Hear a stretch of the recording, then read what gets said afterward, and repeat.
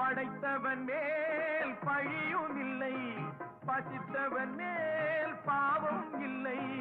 கிடைத்தவர்கள் பிரித்து கொண்டார், உழைத்தவர்கள் தெருவில் நின்றார். பலர் வாட வாட சிலர் வாழ வாழ ஒருபோதும் தெய்வம் பொறுத்ததில்லை. கொடுத்ததெல்லாம் கொடுத்தான், அவர் யாருக்காக கொடுத்தான்? ஒருத்தருக்கா கொடுத்தான், இல்லை